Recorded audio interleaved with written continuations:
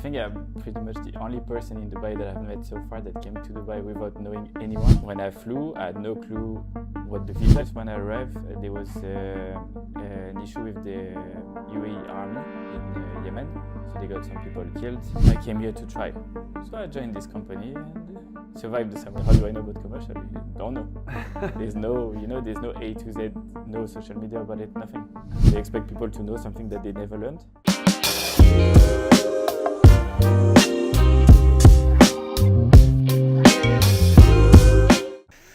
Okay, Pierre, thanks for coming to the show. Appreciate it. Good to see you again. It's been a while, but always good to see you. Today we're not out on the track running. And not looking for any offices for you. Well, we are in a way, but yeah, we'll keep it to another subject on the podcast.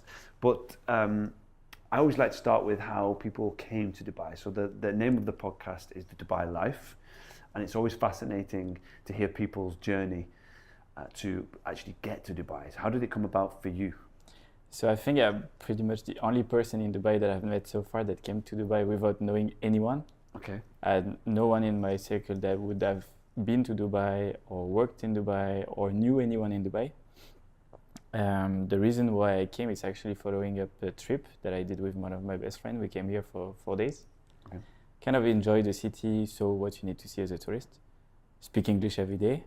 And I was like, I need to speak English. I want to go somewhere where kind of the real estate is booming. From where I was in France, everything was kind of stagnant. Mm-hmm.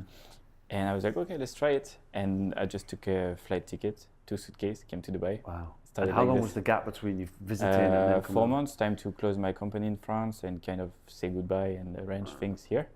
But it's like when I flew, I had no clue what the visa is. I just come and, just work. I didn't know you need a visa. For us, European, it's easy, Yeah. And but I had no clue. I just landed here. When you say you had no clue, you had a company to work with? Yeah. So I checked online. Yeah. In 2015, it was not like today. Yeah. Maybe 400, 500 companies. It was just nothing. Some of them look okay, so I sent message and I was like those new people. Oh, I got a job, and it's commission job only, so it's easy to get, but you feel like I got a job. Yeah. And originally I was supposed to do residential real estate. So they say, okay, you can come. They were asking something smart at that time, which is proof of fund, because it was more expensive than today, I think, to live, and less money in real estate. So they wanted people to show that they can survive for a couple of months. How much were they asking? 10,000 euro. Okay. Which is, they say you can survive 3-4 months with this. Depends on your lifestyle, of course, but I think if you're kind of smart, you can make it. Yeah. And also a decision I made was to come in summer, where the weather is not nice. So I didn't know what 50 degree was in the desert. Yeah. I was in Vegas. I was in kind of desertic place, but dry. Yeah. And here you come, it's like a humid desert. So it's quite an interesting experience. It's a huge difference. And 10 days after I came in, so unfortunately, just when I arrived, there was an issue with the UAE army in Yemen. So they got some people killed, and they had 10 days of no radio, nothing. I remember you put the radio, it's like silent music. I remember. It was classical music. Yeah. Or Arabic preach. Yeah. And you're like, oh, this is serious thing. Like they care about their country, Yeah. As a foreigner, it's impressive. Yeah. And then 10 days after, Ramadan. So it's like all in package, It's like you discover the country full, the heat, the Ramadan. It's not like Ramadan today. Yeah. So I discovered like this, and I was like, okay, I came here to try. So I joined this company and survived the summer. That's it. 10 years after, I'm still here. Wow. And here we are. Yeah. What company was it? It was called Blissimi. Yeah. So I think they closed now. Yeah, and I met some friends that obviously some of them quit real estate, still in real estate, but it was only English-minded company. Scottish, what is Grant? Joshua, the owner. Okay. Was Grant there? Grant Somerville. Yeah. We played golf together. Football. Yeah. We're still friends together. Yeah. And so a few people are still in real estate. Most of them actually quit for some time. Grant quit for some time. It came back. Yep. So I think I was, from all of them, pretty much the only one that stays all in. Yeah. Because obviously tough times, it was different market. Different market. So when you came, it was really, because 2014, the oil I came after. crisis. Yeah. I came right after the boom. Was the slowdown. Yeah. And so you were really. So when I came here, I didn't know much. So same as I didn't know anyone, I was like, okay, maybe they're going to tell me what to do. So they gave me the area of Jumeirah Park. It was like we do farming areas, blah blah. We have no one in the Jumeirah Park. So he gave me a car and said, okay, go find out what Jumeirah Park is. You put the GPS, it was not like today, it's like no road and it's traffic. And I go there, I come back the day after, I said, this is Dubai? He said, yeah, it's a nice area. I said, no, it's not. It's like 3,000 villas, 3 different colors, that's it. 3 different set of bedrooms. Yeah. I'm going to be bored there. It's okay, but what do you want to do? I said, I don't know, what's there? What's Dubai? He said, well, but it's just building everything and there's this community. What you feel like doing? I said, I don't know, at home I was doing industrial and commercial. He said, well, we don't do it, so why start it, Like do their own division and start like this. So just start to basically find out where to get the knowledge. Amazing. So you don't know where to get the knowledge. And still today you don't know. And still today people are asking me, how do I know about commercial? You don't know. There's no, there's no A to Z, no social media about it, nothing. True. Yeah. It's definitely, it's all seemed to be like, it's just, I guess it's who you know, right? And under wraps. Well, the market is quite small in terms of the numbers, commercial to residential, and I think most of the commercial... You mean the availability? Availability, property, traffic-wise in terms of inquiry, development is pretty much close to zero. There are few buildings here and there. Mm-hmm. And what you see is most of the companies, they actually open a free zone license from the big one. And within the free zone is also offering offices. Mm-hmm. So they kind of don't need real estate services because it's all in-house. Yeah. The people that will invest, they will look for agent, but they have been here since the beginning of Dubai. Yeah. They have the agent or they know the market. They don't feel like they need services as well. So it's kind of difficult to convert interested parties in becoming clients. Yeah. Because most of the agents, they don't offer a service that is worth it for them. So for what you do, I can do myself, Yeah. So same as when you look for offices, you go downstairs in the lobby and say, do you have anything available here? Okay, yeah, we have this. Take the key, go see yourself. Yeah. So, I need to do that actually, it's a good idea. But that's the only way to find offices these days, because online, nothing is online. So. Yeah, that's a good tip. But yeah, I mean, I was going to ask, so how did it come about commercial? But that's interesting. So you were doing that back in France, right? Yeah. Whereabouts? In Lille, so it's in the north of France, closer to Belgium. I'm from an area that was kind of industrial in the past, textile-wise. Okay. With the globalization, everything moved outside to India, to China. So you have these big family owners that have lots of land bank available with usually a factory on it, like polluted land, and you need to redevelop it. So I was kind of working on finding a way to evaluate what it's worth and then find developers that will acquire the land, partition it, sell it in pieces, and redevelop some of them for apartments. Okay. So this is what I was doing. Okay. But same, you have permit restriction, usage restriction, pollution, politics, so many things that, when you're young, you're like, this is too long. You put an offer, it takes 2 years to be approved. Yeah. So the people I was working with, they would say, look, if you want to do something fast moving, you need to get out of Europe. Okay. Which at that time, same, Dubai I didn't know. So I was like, okay, let's try. Yeah. So even from my family, it's why Dubai? They've never been there. It's like, I went to a country they didn't know. Yeah. Were they like supportive about the move over? Were they? Yeah, they say, well, it's you, so we know if you want to do it, you're going to do it, and you're going to make it. But it was more about, it's 6 hours flight, it's okay, but it's it's like you put someone in an environment because you don't know how it's there. You have no clue what they do on the daily basis. Yeah. Like if I move today to Paris, they will say, okay, Paris, I know you can do this, but here they have no clue how it is. Yeah, it's a bit scary, I guess. Yeah. It's like sending your kid away, but it's not you send him away. It's like, I'm going on my own bike. Yeah. So how old were you then when you came? 25. 25, okay. Yeah. So with the young group. Yeah. Time flies, yeah. It's crazy. Talk to me about, so you were like, I want to try commercial. What was your first steps? So, because you were saying there's nothing out there. Yeah.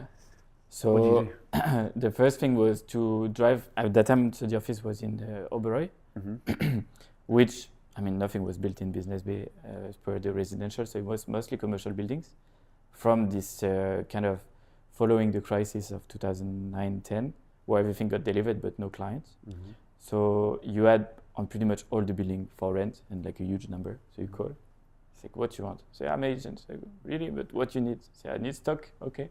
You come, they say, okay, they open all the doors. They give you a set of key like this, that you have like a box. You open all the doors, take picture, video. I was just getting content like this. And then you have so much stock, you start to put online. At that time, online was quite easy, remember? It's like you go online, it's like, You don't need mandate, nothing. You just put the price. It was beginning of, I think it was the time where people started to go online, client-wise. Agent would publish, but nobody had this, okay, I go online. They were using Facebook groups and things like this, not much. Yeah, they were using even newspapers. Yeah. And so you start to advertise, and then you have so much stock. The company say, you put like 300 offices online. Say, yeah, but if that building is like this, then I need to have another one, and to have comparable. Options, yeah. So once you were doing viewing, it was like one day viewing. The client would go to 20 towers, see too many things, get completely damaged in his brain on the availability. Yeah. And then he say, okay, I want more. And it was like this unlimited viewings that you do. Got it. And then you say, oh, I'm staying in my office. It was like this. All that, So you learn a lot, but then almost like overanalyzed paralysis. Yeah. They've seen so too many much. options. Yeah. Too many options. And if you don't show them, they will say that they will go to the building themselves and say, is there something here? Yeah. So the market knowledge in terms of what's available was quite easy to get. I think the big part is more about the licensing. So creating companies and the difference between free zone. At that time, local land was still under 51% local. Yeah. So you couldn't open a company on the mainland with 100% ownership. Mm-hmm. So people were only focusing on free zones because it was always the same. The foreigners, they come and say, which local I need? Either I take the cheap local, but if I have a problem, it doesn't help me, or I take expensive local, but then how do I know it's going to help me when I need? Yeah, so it was all really this difficult. Yeah. I remember when I opened my first company here, that was still the case, and it was such a tough decision. Yeah. Because it's the unknown. Both sides, like you said, you're just not sure. You don't know how it's going to play out. Yeah, and they still have the upper hand. Somehow, when they open the bank account, they open for you. It's like all these things that you don't know if something goes wrong. And you have cases where, of course, not everyone, but some people cheated their investors. They closed the bank account, took the money, and then what you do? Yeah. So it was the main thing. How do you understand the different licensing? So first you get, okay, owner calls me, I have an office in GLT. You go to GLT, then you put it online, and then you get someone from the mainland trying to go to GLT. You have to explain to him, but he doesn't understand why he cannot go there. He likes the tower, he lives there, but he cannot go there. Yeah. It's all this struggle to... It's basic, but still I do this every day. Yeah. It's still not common knowledge. You go online. Still today, for sure, yeah. People don't know. No.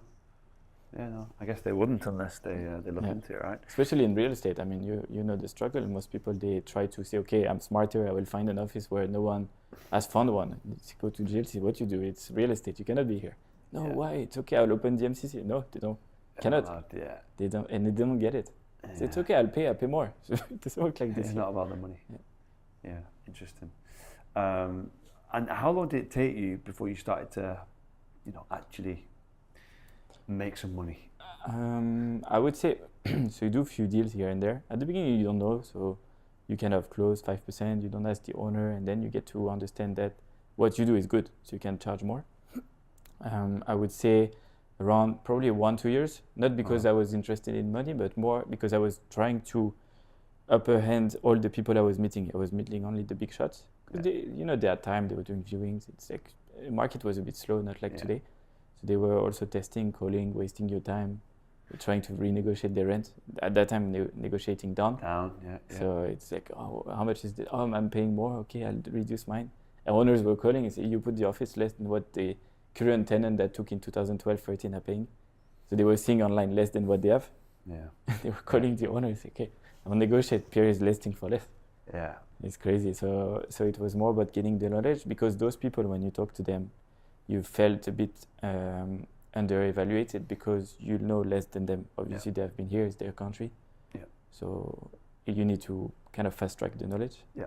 And as I said, there's nowhere to learn. So how did you do? I was calling land departments. I can do commercial course. We don't have this. Okay. How do I learn? So how did you learn? Just online, forums, talking to people, seeing lawyers, seeing accountants, seeing everyone to understand company, going to every single license, try to understand the parameters. Okay. And that's it, just being a sponge on all this knowledge. Because when you get the question, you need to understand, okay, this I remember I heard it like 5 years ago, you need to do this. Yeah, it's almost like you had to kind of learn by just doing and being involved in the deals and figuring things out for certain people, and then you take that information and use it for the next situation it came up in. I think the biggest struggle, which is pretty much I think what people are feeling, you will then aim for bigger companies, thinking that because they are bigger, they know better. So you go CBRE, GLL, Knight Frank, you meet the agency. Okay, hold on. I'm nobody. I know more than them. How they get this job and not me? Yeah. So you then say, okay, well, it's a standalone market because no one is here to help. Yeah. They stand in their company. They have a legal team doing the contract. They have a compliance team doing who is what and, license-wise. So they just take the key, open the door, and that's it. Yeah. Where for me, in an individual company, I have to do everything. I have to do the listing myself, get the contact myself, do the contract myself, everything myself. So you really understand it more. So you have this wider vision. Obviously, then you do a lot more services than any other agent, which most of the clients don't appreciate because they don't know. Because they're just opening doors. Yeah, it's like you and me, we do a viewing, they like the way we do, but they want more. If they did a viewing with someone else before, then they understand that you can have a rare species that actually try to help. Yeah. Yeah. But it's able to help, not just trying to help, but you're able to talk about the next steps and the licensing and activities. You've seen it. It's really interesting. Tell me about, so 2015 you came. You mentioned a little bit about what it was like going to Jumeirah Park. What's been the biggest changes? Obviously, it's like a new city now, but what have you really felt the difference with this? For me, I think the network. At that time, I remember if you were in Business Bay, you had to do viewing in DIP, for example. It's like an hour and a half, traffic, and there was no network at all.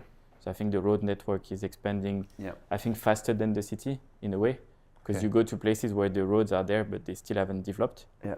And then in terms of the facility and ease of business as well. At that time, getting visa, so there was no investor visa. They were starting to think of this golden visa, but it didn't exist. People who were creating companies because they didn't have a job, have property, but the only way to get a job was to create a company. Yeah. And obviously they needed these offices to open. So I think this was one of the things. Obviously for me, the main challenge is that at that time, availability and the owner's mindset was a lot different than today. Yeah. Today, the owners are only interested in opportunity in the market. They don't really think long-term, the newcomers. You have these owners that bought and they will never sell. It's like a long-term plan. But today, they're like, okay, I buy today, I want to sell tomorrow. It's not really the same type of people that you can have a conversation because they are building wealth and they are focusing on real estate investment. So I think the mindset changed in a way that people were buying full floors saying, okay, I'll buy this, it will stay in my family. We're going to make for 20, 25 years money on it. And price goes up, price goes down, it doesn't matter because we make money from the rent. Got it. So they forget about the cost of acquire. Yeah. They just look at, okay, this many years, we did this many millions, minus what we paid, this is our income. Got it. Where people now today, they think, okay, if I buy 1,000 per square foot, I want to sell 2,000 per square foot tomorrow. So, yeah, but what's important in Dubai, where you make money, is the rental. Yeah. Capital appreciation is like this. So you think people have lost that perspective just because of the last few years, I guess? And they hear a bit everything and nothing as well. Yeah. So when you tell them numbers compared to what they hear, there's like a clash. What you heard is not, it's like a macro number. If you go microeconomics between towers to towers, it changes a lot. Yeah. Yeah. So they're taking like headlines, but not looking at the details of. It's like, you go on the social media, you see the title, you say to your friend, this happened, say, did you read? Yeah. It's like 2 pages to read. So much, so much that they're not really considering. So I think the market as well changed in a way that you have lots of agents coming into that market. Mm-hmm. And back to my experience, I think they should have a special card to do commercial. Yeah. Because it's not the same. I think when you do the RARA test, you have only residential question. Yeah. Now they introduce commercial question to the test, which I find surprising because they don't explain to you. Yeah. So they expect people to know something that they never learned. Yeah. Where the commercial people are saying, this is basic for me. So I think it should be 2 different markets, 2 different cards. For sure. Seems like such an easy, thing to change and improve. Yeah. With some small changes, you could really improve the quality of the test and but you need people. It's I'm facing this these days. Sometimes you go even to the land department. Yeah. And you have a knowledge that they don't have because they don't do anymore. Yeah. Like we have a client that has a BVI company. Yeah. And when you show these papers to the land department, they don't know. Say they cannot earn with this. They say they did like in the past. Yeah, but now we cannot. Yeah, but they did in the past, and now we need to resolve this problem. So you feel like the person in charge here is too young and doesn't know how it was before. Okay. and they have no book on how it was before. It's like the knowledge disappeared, Okay, and you have this struggle. So it's more about all these compliance parts that is difficult to follow for everyone. Yeah, for sure. AML and all this, you know. So. Yeah, I guess it's just the rate of change and growth. It's hard for people to keep up, Yeah. I guess. Yeah, and they don't give enough knowledge. I think as agent we are being asked a lot, and asking documents from client, and you know most of the clients you ask them for stuff that are more private than their bank or their state where they are. Yeah. And they say, no, I'm not giving you this. But Yeah, but someone upstairs is telling me, give me this. Yeah. And then they don't want. Yeah. So how do you know? You're not someone that has the authority to force them to give you something. Yeah. So it's sometimes interesting conversations. Yeah, I can imagine definitely some challenges to overcome. Talking about like specific deals now, what's your most memorable deal? If there is one, I'm sure there's many. But do you have one that like stands out? Yeah, I think it's one of the latest one that I did. So it was a full floor commercial. Okay. Where everything happened just before Christmas. So it was 4 or 5 months ago. Nice. Where the owner and the tenant, we had a meeting the day before everyone flew out. Shook hands, everything agreed, price agreed, everything agreed. Okay, fine. Send all the documents. Pierre draft the contract. I draft the contract. Contract is like 22, 23 pages. Agreement was that he would go to the tenant lawyer first. Usually we ask the tenant because they are corporate entities, so they have more comments than the owner most of the time. Yeah. So it goes to the tenant, feedback, few clauses to change. Okay, send to the owner. Owner doesn't respond. So okay, come back in January when the day was supposed to sign. I think it was 7th of Jan. Everyone getting excited, blah, blah, blah. Call the owner. Owner is okay, fine, okay. I say, okay, I collect the check. 5 years contract, so many checks to collect, VAT check, deposit check, rental checks, so many checks. Company checks, you know, so it doesn't, it's not something that they can do overnight, like you and me, we meet and checks. Everything collected, contract signed by the tenant, collect everything, call the owner, no pickup, call the owner. Yeah, I'm busy, I'll call you back. So, okay, tenant call, where's my contract signed? Say, I don't know, owner is taking time, I don't know what's going on. Day after, call the owner. Hi, I just sent the draft to my lawyer. There's 15 comments. I called the tenant because you have to be open. It's at the end, the problem is you have this many documents with you that they are worth a lot of money. Yeah, of course. So you don't want to give or not give based on comments of each other. So the owners, the tenants say, okay, let's see the comments. I go to the owner, get all the comments. Most of them, the problem is he was using a lawyer, I think that was not really specialized in the real estate. It's like basic lawyer that gives you points that they are not changing anything in the contract. You feel like he just wants to do something to be paid. To be paid, yeah. So you do these comments, you go to the tenant lawyer, they say, what is this? Why they comment on this? I mean, they take 15 days to comment on this. So, it's like you go in this headset like this and there's nowhere to go. And then I said, okay, fine. So tenant agrees to change most of the points. I said to the owner, okay, we are okay. And the tenant says, okay, I'm not signing because I signed already. You have my check. I'm not signing unless the owner signs first. Then you have a new battle, which is the owner saying, no, I'm not signing unless the tenant signs. And where are the checks? So it's like you have to compromise on, okay, you know what, let's sit down at the table because you both want the same. You want your property rented out. They want to take the property. It's been ongoing. There's too many parties involved. So there's a lawyer of the tenant, lawyer of the owner, me as an agent, the mood of the owner, the tenant which has a CEO, a CFO, a COO, everyone implicated in a way that sometimes communication doesn't go. So it's like you get a call from someone where you just spoke to someone else 5 minutes ago. Then you put everyone at the same place. Okay, they sign, you're happy. Okay. And the funniest part was we go to Ejari and the Ejari man, he goes on the system and say property doesn't exist. Then I see the chairman of the tenant, which is signatory. He came just for Ejari, Unfortunately for new Ejaris, you have to do still in the offices. And he's looking at me like, please save me. What we do?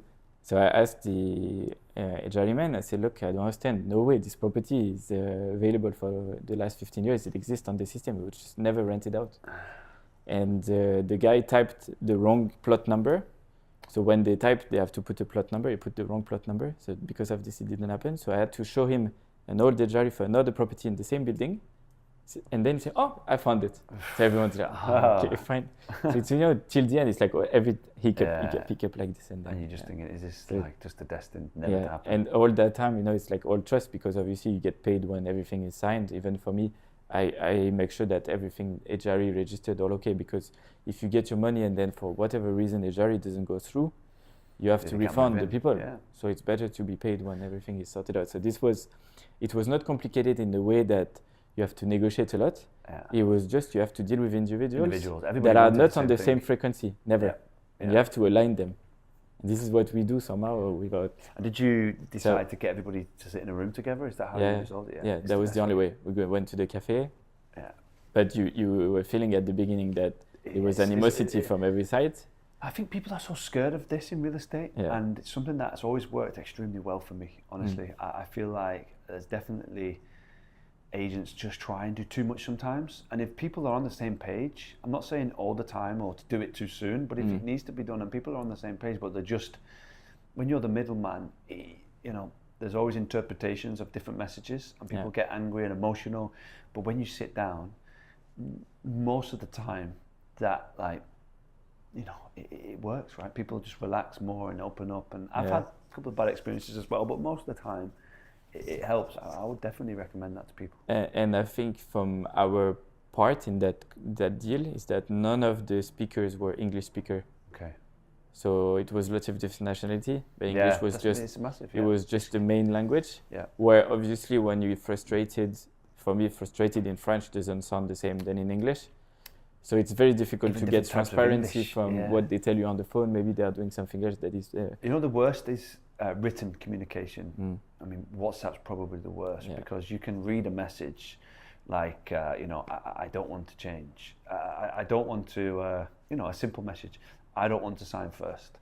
You could read that as, I don't want to sign first, like we agree, in a nice way, or you say, I don't want to sign first. Yeah. And, like a capital letter like this. Exactly. 500. But the person's writing it thinking, it's reasonable, I'm being happy, I'm not being argumentative, I'm just saying I don't want to sign first. The other guy is reading the message and it's like, this guy is not negotiating, he's being difficult, I don't like him, I'm not going to. So to everyone, always meet in person. Yeah. Everything you agree, try to put it on writing for later.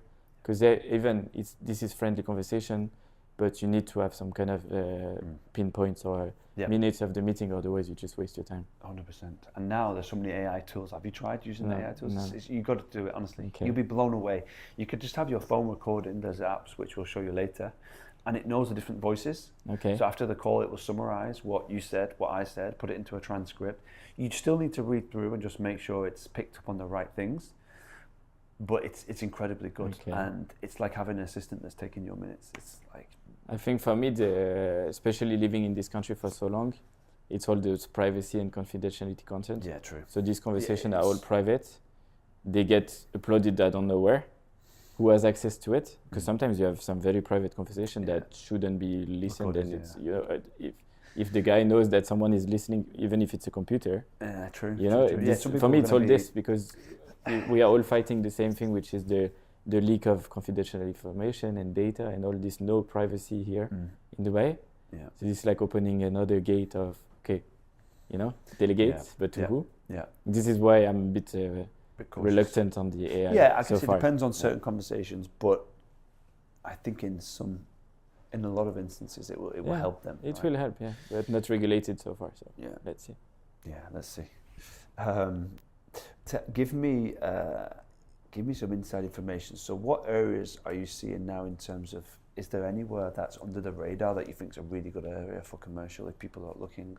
I mean, there's a lot of demand and not a lot of availability, right? So what we see is there were some plots that have been on hold for quite some time, like we're talking about decades old, that are being developed now. Obviously, with people looking at probably finally making money out of their commercial investment, because whatever you were building before, it's not that you wouldn't make money, but you would have to self-fund the building and then rent it to yourself. Because if you do that to sell it, people were not buying offices. There was so much available that people would say better buy something ready. Why is that? because it's when it was 2008, 9, 10, there were insufficient offices. The company numbers were, it's like today. Yeah. The demand was higher than the offer, price went up. So they started to say, okay, we need to release it on the market. That's when they launched Business Bay and all these places to have 200 towers commercial. They didn't do it. So now obviously the plan is still the same of this city growing, but the lack of offices. So from 2015 to 22, 23, there was no new building for sale, except the one that are built to be leased out by the owner. You know, like ICD, like Zabil, few towers in Business Bay here and there. So most of the developer, they were, okay, I have this plot. I cannot sell it to anyone because no one is interested to buy it. I cannot develop it because it's too much to invest. And they paid the plot back in the day. So it's not, 2020 price. It was like a lot of money. Yeah. So you see development in JVC, which I don't find it commercial-wise interesting because there's no traffic, a bit of concern on the access. Yeah. There is development in Motor City.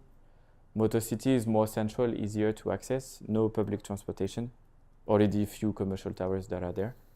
But the main point of investment are still the same. It's GLT, Business Bay, and downtown. Okay. These are the point where people will go because you have the metro, it's developed, fully constructed. Yeah. Most of them quality-wise. What's good in Business Bay and GLT is you have ranges of price, depends on your budget. So in Business Bay, you can go for 1,000 dirham up to 5,000, 6,000 dirham per square foot. GLT is the same, enterprise 700, 800 for the low quality tower, up to 3,000, 4,000. So there is market for everyone. Yeah. The problem is, even if you look for yourself, is to find something vacant. Yeah. Because so most people, they sell now because they say, okay, I have a tenant. Tenant doesn't pay me much because it's a contract from back in the days, but price per square foot makes sense to sell. Yeah. So they will sell with 3-4% return on investment, saying to the investor, put the notice, get rid of him. Yeah. Because if they get rid of him, then they have an empty property, they start to pay service charges. So they don't like to keep commercial empty. How is it with commercial? Excuse my ignorance, but with obviously residential, it's very strict in terms of how you give notice. You have to do 12 months and you have to be a specific reason.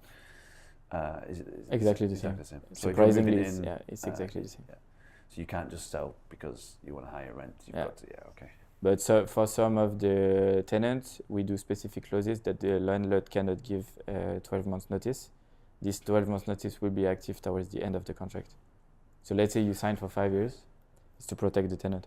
If you sign for 5 years at a Shenango office where you spend a lot of money on the capex on behalf of the owner, because at the end he gets it back, you cannot say, okay, I'm the owner, finish the fit out, completion certificate in hand, okay, bye-bye, and rent to someone else or sell. It's not fair. Because so to do that we do that, but they keep on saying that there will be a commercial law, which I hope will come, because as your question is very interesting, is that it should be different because it's not the same market. Yeah, that's what I was thinking. And the dynamics are completely different. Yeah, and the business address is something very important for businesses, a bit less for offices, but if you've been 20 years in the same address, somehow that address is valuable to you. Your suppliers, they know you, your vendors, they know you. The government, everyone, the employees, branding, employees, they will say, oh, if you change tower, I need to take more bus, I need to leave home earlier. There's no parking anymore. Parking is, it's like all this. You're in the comfort zone and you have to move. Yeah. And most people move these days to reduce the exposure on the rent. Yeah. So they go inland because here it's getting too expensive for what they do. Yeah. So it's lots of microeconomics towards the change of the office that are involved. And is there anything specific that you're seeing now that tenants want more of the parking? Parking. The only thing they care about is parking. Fit out you can demolish to again. Parking, if there's no parking. Really? Yeah. Access they don't bother. It's okay. Business Bay, it's like it's not fluid in the morning. It's fine. But if they cannot park, and now increase of parking rate for RTA. There is one parking that is funny. If you go behind Single Business Tower, so next to JW Marriott, that parking was 5 dirham an hour. It's the RTA? It's outside. No, it's a private parking, land empty, with the park on it. 5 dirham an hour, it was 4 months ago. Now that they increased the new parking, how much do you think it is per hour? From 5 per hour, I don't know, double? 20. So you pay 20 dirham per hour for an outside parking where it's not shaded, so your car is just melting in the sun. you get no specific service, and there's no RTA parking. So it's like they force you to go and pay this, and they make a lot of money because the street parking is 8 dirham per hour now on the high, whatever premium time that they charge, but you don't find it. You don't find it. So parking business is a big business in Dubai. I invested into parking. Yeah. Have you invested? I remember there was a company selling the parking there. Yeah, But the RTA parking? No, Yeah. I didn't. I missed that one. It's parking. You can still invest. Yeah. I think it's good, but it's really increased. I saw yesterday was like a 6% increase, and I checked, and I think I'm like 91% up now. Yeah. And of course, like because they're doing parking in the malls. Yeah, and Salik is Dubai mall. Yeah. But I think parking has another.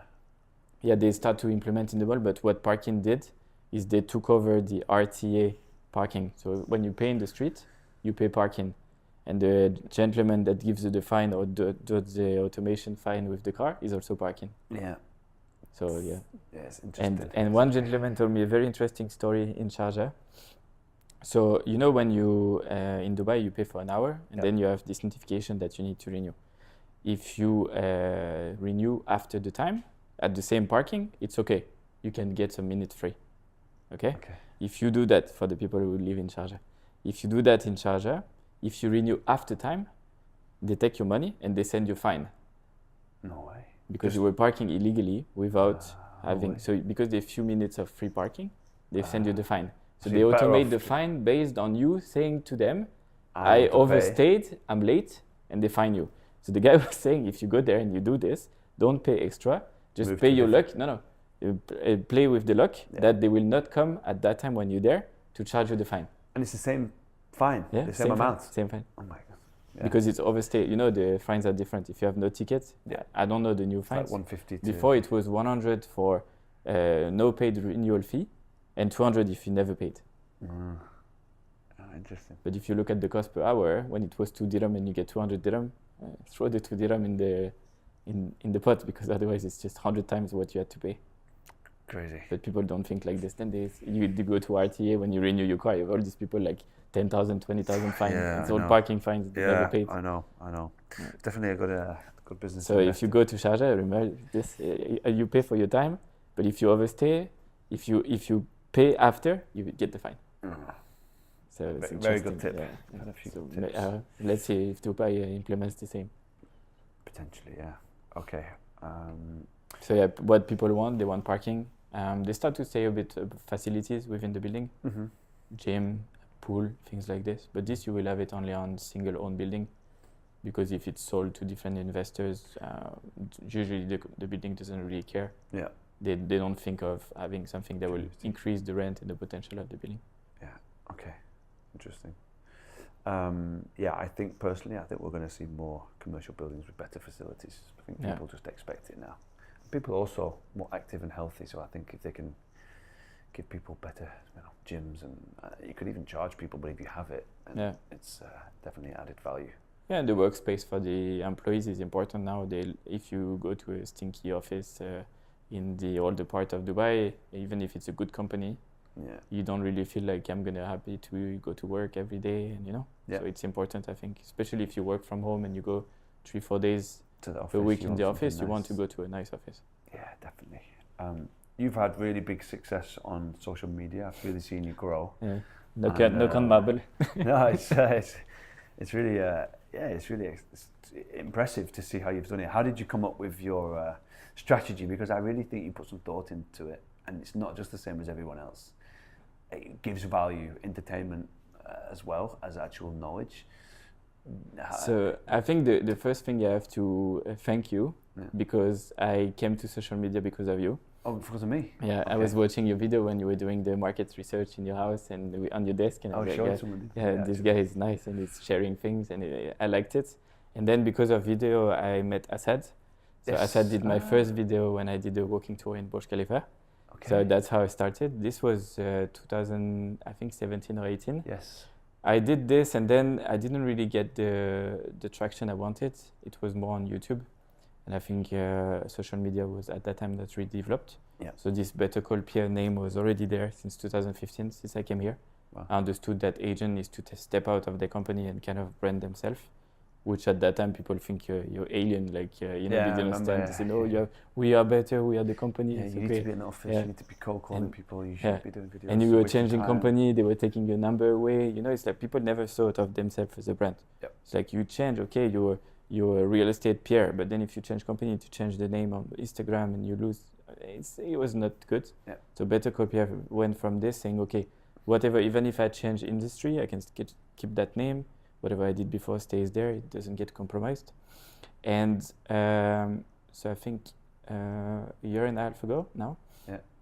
people were saying, but when we do viewings with you, when we do conversation with you, we learn a lot and we don't feel like you're teaching us anything, but it's just common knowledge that Yeah. you share that people don't have. And it's appreciated. And how do we find this knowledge that you have? So it doesn't exist.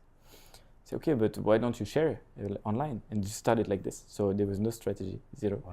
And it's still no strategy. Every time I see something, I'm like, I know a few bits here and there about it. Let's share it, try to make it interesting and attractive in a way. What was your first post that you did with this kind of new idea of giving? The first one was Burj Khalifa. That was the first one? So I was doing podcasts, I was trying to show things, and one day I was in the mall and I did, it was a draft video. The video that is online that is getting millions of views is a draft. And even agent copied me. I tried to get it removed, but no. And so I was in the fountain. Yeah. I took my phone like Yeah. this. It's actually, I do with the the workshop. left hand. So I did the right hand with the phone, and then you start to understand, okay, if I do 0.5, it's blurry. If I do 1, it's not blurry, whatever. And I did, okay, this is this. And then this video started to work. How It did was you, crazy. and you just figured out how to edit it with the... Yeah, I have an editor for this. So Okay. then she said, okay, I sent it to her. I said, okay, what do you think of this style of video? She didn't tell me anything. She edited it, put it online, and then at home I have like this counter of the followers. And I see the counter going crazy, like getting thousands of followers. Oh, And like, then so you it's see- linked to you, it's like... Yeah, a it's like Bluetooth. this thing you see in the coffee shop. I Okay, bought nice. this at home, so I have Yeah, my yeah. goal of how many followers I want. So I see Nice. every day, I hear the noise when there is a new follower. Oh, wow. And I see this growing, and then you wake up every day. It's like first day, like 20,000 view, 100,000 view, 200,000 view. Then, okay, I hope I get 1 million. 1 million, okay. 1.2, 1.2 million. And it's like, it goes like this, and it's crazy. And you see these people, obviously it's also fun to look at the comment. The comment section is a At bit that funny. level of views, you Yeah. get a lot of So you good get fun obviously comments. the wide range Comments of within comment from comments. everything to nothing Yeah, is this yeah. much, but and you start to do like this, and obviously you didn't pay. It's all organic. It's all natural. It's not even a great video to my expectations. And then you do videos where you spend a lot of time. You get knowledge Yeah. online. Yeah. You do the draft. You talk. It's like, no, I did this word wrong because with the French accent, you try to do a bit less of the French accent. And then you get 20,000 views saying, oh, it's unfair. This video I did in 30 seconds, and I Yeah. get and that's what I find interesting. Yeah, You never don't know. right? You don't know what's going to work. And sometimes I think people overthink it. Yeah. They believe that they know what's going to work, but in reality, let the market be the judge of what's good and bad. You're 'Cause you're just you, yeah. right? But the market and Yeah. I guess Meta and these big social media companies, they're the ones that are going to decide what people like, and Yeah. once it's into the algorithm and it clicks, it can. Because I mean, I don't know if you stay a lot on social media these days, but for me, what I see is obviously I'm not looking online to find ideas. I'm not trying to It's copy original. anyone because it's all my style. I think people are copying me now. It's authentic. Which is nice. This But is- what I see is people go to a company who does the strategy for them. So they are Yeah. replicating the same strategy. Okay, which one is your best developer? What you do, this or Everybody that. wants a hack, right? Yeah. Everybody wants it easy. And Yeah. everybody wants to be told, just do this and you'll get the results. But it's so To be many, authentic, it's so gotta be- much money, they spend for this. I know. And I'm looking at what I spend compared to what I get. Yeah. I'm like, my return on investment is so much more. It's amazing. And you're getting good, I can imagine you're getting really good business now from this. Yeah, but it's And it's surprising. also proof. Like when you get clients and then they see this is after, they're like, okay, this is the guy to speak to. He's got a good following. He knows what he's talking about. He's giving value. But surprisingly, for me, I did it only for credibility. Yeah. I didn't do it for leads. Yeah. Most people, they say, oh, I want business. I do that When for I business. started, that was the question. Yeah. But do you get leads? Do you do deals from it? No. And I'm like, today, It no. worked. It but worked for me. So I'm number one fan. I was like fan from the beginning. Yeah, but I'm not trying to just sell from it, and I think that comes across Yeah. in the videos. If you're trying to give value and be, real, later on you can get. But results. so for me, what I see interesting these days is I was always trying to educate, but in a way that you don't feel educated. You learn something, but it's because it's kind of sinking into it. You like it because it's entertainment. It's like, enjoyable. oh, I didn't know about this. Okay, let's watch this, blah blah. And I was always thinking, and everyone told me you should do training for brokers because you tell them in a way that it looks complicated because what you do looks complicated, but when you share it, it looks okay, at least understandable. Yep. If you don't go too much into the details. But I wanted to end up picking up agents as audience, which I do now. Like most of the new followers, they're all agents. Yeah. And they send message, I learned from you, my company does nothing. I go online, I don't know anything. I go to developer, it's very fast. They just give me some brochure and bye-bye. So people that are new here, they know Dubai for the sunny side, We know Dubai from the rainy side. Yeah. And we know things, how they could have been before and how they end up today. We probably are making less money than the guys today because we think too much, we analyze too much, and we say the truth. But because of this, you just share knowledge that nobody has because they were not here. They didn't see, it's all these things that we have in our mind, and this is wealth. Yeah. And we need to share it. It's only one side of the coin, right? Yeah. We've seen the other side. That's really interesting. So that's what I try to do. Same as you, not selling anything, just giving value, data, knowledge. Then and what about the plan for your? So you did this first video, it was amazing. Yeah. And then you thought, oh, let me try this again. And of course, it doesn't work the second time. But some of them. So I think what I found my style, I did, I think 2 or 3 now, where I go to a nice view. Let's say I do it from your office, and I will pinpoint the different developments. Yeah, the IFC. I don't know how you got into the.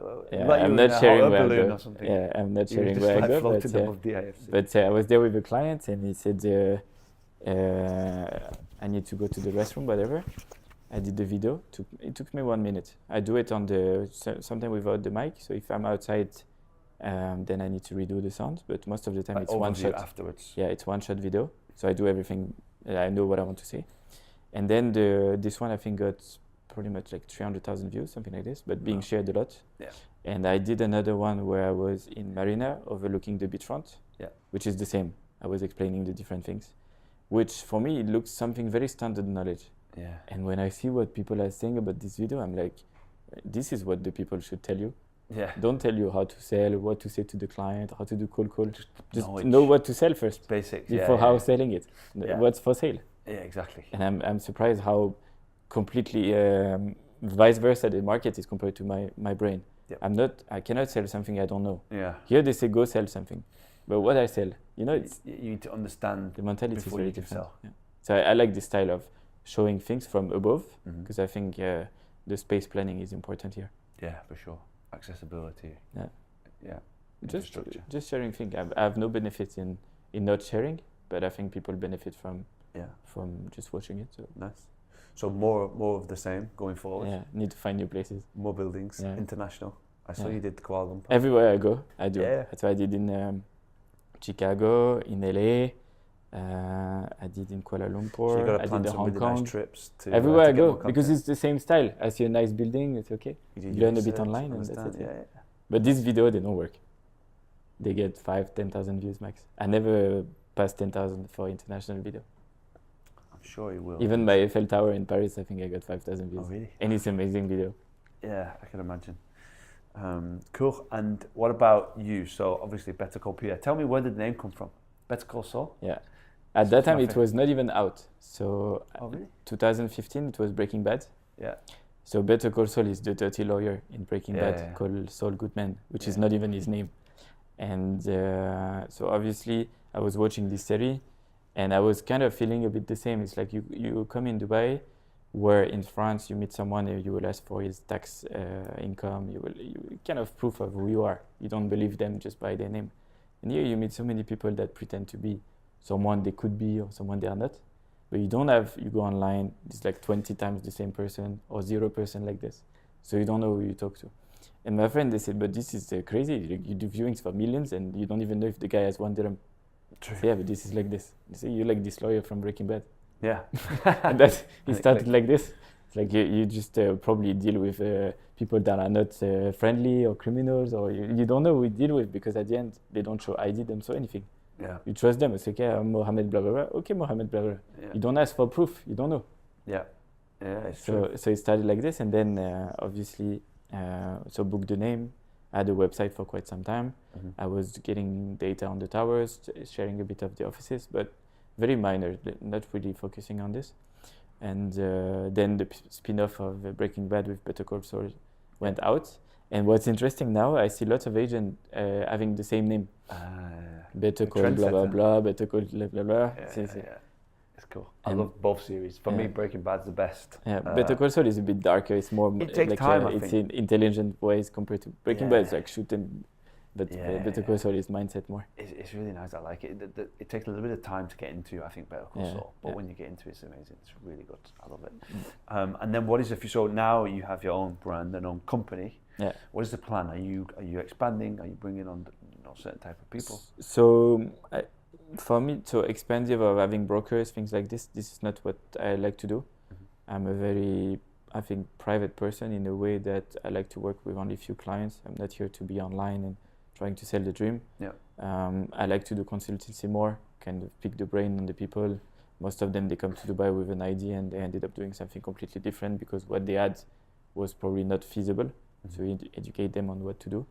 Buying and working with investors that are buying to refurbish, sell, what to buy, what to sell, because they also have lots of portfolios that are being old, and all these towers, it's time to let go because the towers will have to have refurbishment, service charge will go up, things like this.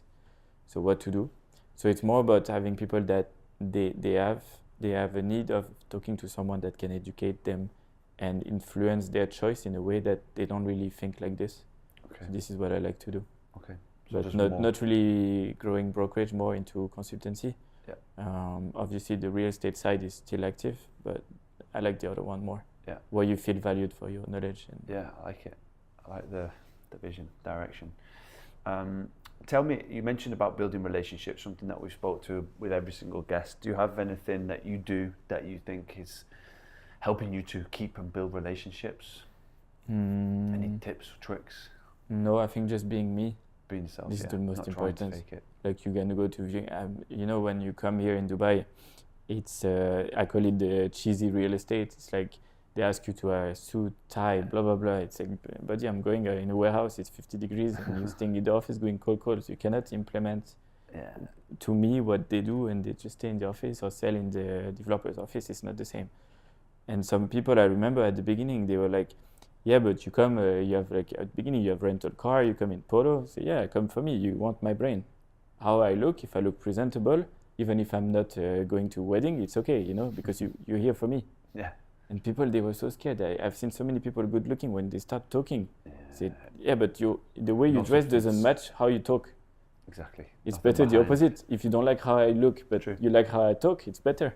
100%. And this is, I think, so the best is to be yourself. I think what I like about the new commerce for the Russian in the market is they understood. For them, they dressed how they are comfortable.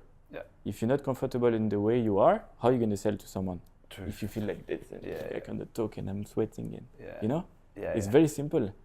But it's all about the show and I have the watch and this and the car. Who cares about this? Yeah, it's all about. You have to start somewhere. You cannot be on top at the beginning. Yeah. Just start somewhere and be proud of it. Exactly. Yeah, people have this fake it till you make it mindset in Dubai. Yeah. But I think you can see it a mile off. Honestly. That's definitely really important to be yourself. Yeah. Really good tip. So that's the only tip, I think. Yeah, I like it. Everyone has a style. There's a market for everyone. It takes time. You will find your client. It's okay. Yeah. Just don't sell yourself, because if you do one bad deal, then the reputation is finished. So that's more important. Just stay put and say, okay, don't compromise yourself. We have seen lots of people that compromise themselves. So yeah, lots. Love it. I won't keep you any longer. I know you're really busy. Really appreciate you coming down today, giving your time, and maybe we'll do it again one day. But appreciate it. Anytime. Yeah. Thank you. Good to see you. Good to see you, man.